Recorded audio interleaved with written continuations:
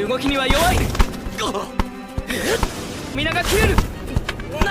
元に隙がある。あっと。En el capítulo pasado, Japón empató 4-4 con un gol de Hyuga. Con el juego tan parejo y a falta de 5 minutos para el final, llega la hora del arma secreta de Japón. El príncipe de cristal hace su debut. Bueno gente, hoy en otro resumen anime, Supercampeones capítulo 17 y 18. Sí, doble tanda porque el capítulo 17 está lleno de relleno. ¿Qué digo lleno? Repleto de puros recuerdos de Mizugi que ya todos conocemos. Vamos a ello. ¡Acción! El momento de Mizugi ha llegado y todos lo saben. Mitsugi-kun. Mitsugi. El número 24 ha estado esperando pacientemente en el banco como entrenador durante 17 episodios para jugar 5 minutos. Solo 5 minutos. ¿Valió la pena? Ha valido cada maldito segundo. Eso sí, no se sientan mal por él porque sabían que Mizugi es rico y que no necesita el fútbol para vivir. No es como si fuera Hyuga que si no juega pierde sus patrocinadores y la familia se le muere de hambre. Pero bueno, Mizugi rellena un poco la historia con recuerdos, uno con Oliver, otro con Hyuga, otro entrenando, otro con el doctor, otro con su familia. Sin embargo, vamos a lo realmente importante que es el partido. ¡Qué rápido! El juego continúa, Argentina inicia su ataque nuevamente, Díaz está con una marca personal del capitán japonés y Pascal, que pasó a segundo plano hace rato, decide hacerlo por su cuenta atacando la zona donde está Mizugi. Pascal se relaja y piensa, este es un simple suplente, no creo que sea muy bueno que digamos, tal vez no pueda ni seguirme el ritmo. Al contrario, mi querido amigo argentino, Mizugi recupera fácilmente el balón dejando al segundo mejor jugador argentino en ridículo. Definitivamente Díaz está solo. Y empieza el contragolpe de Japón. Claro, inmediatamente Mizugi toca el balón, otra vez empiezan los recuerdos que generan lástima. Con lo mucho que ha sufrido con su enfermedad y con cada uno de sus compañeros va a tener un recuerdo, pero repito, no hablaremos de eso. Mientras recordaba, formaba un tridente imparable con Misaki y Oliver para pasar el medio del campo argentino. No está mal, no está mal.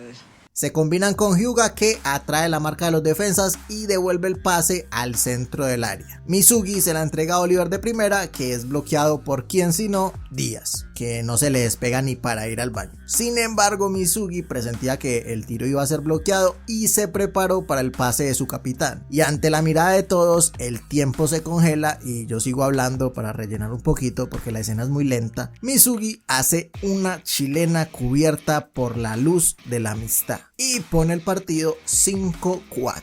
Partidazo. Quedando 2 minutos del partido, Japón logra la remontada y se pone al frente por primera vez en todo el juego. ¿Serán suficientes esos 2 minutos para que Díaz haga lo suyo? Of course. Yeah. Díaz pone su cara de serio y le pide a su equipo un último esfuerzo. Oliver pone su cara de serio y le pide a los suyos un último esfuerzo. En esos 2 minutos Díaz es capaz de ganarles el partido y van a tener que hacer de todo para frenarlo. Y para la muestra, un botón. Inmediatamente se reanuda el juego, Díaz hace un tiro con efecto desde la mitad de la cancha. Richard reacciona con sus movimientos de karate y logra despejarlo. Bien. Estuvo cerca. Toda la Argentina se lanza al ataque recuperando el balón y se forma una lucha por la posesión que pasa de un equipo al otro. La tiene un argentino, la recupera un japonés. La tiene un japonés, la recupera un argentino. Hasta que aparece Díaz y se hace con la posesión. Oliver intenta frenarlo, pero Pascal se mete, hace una pared con Díaz y lo dejan atrás. El 10 argentino tiene el arco a su disposición, aunque primero debe pasar a Bruce, Jito y a tiro de cuchilla, que no me acuerdo el nombre en este momento. Los tres le bloquean todo el lado derecho y del lado izquierdo se encarga Richard. Con poco tiempo en el reloj, Díaz se saca un tiro de efecto imposible para pasar la barrera de los 3 defensas. Así la manda al ángulo que está libre. Richard intenta impulsarse, pero Galván golpea al palo haciéndole perder el equilibrio. Aunque no termina ahí. Jito usa el poder de sus piernas para lanzar a Ichisaki, alias Bruce el monje, contra la portería. Bruce usa su movimiento legendario y en palomita despeja el balón con la cara, salvando así pues a su equipo del empate argentino. Termina el partido, se acaba el sufrimiento, gana Japón, todos celebran, un héroe inesperado, se remontó un 3-0 en contra y ahora los espera Francia en semifinales. 5-4 marcador final, tremendo partido.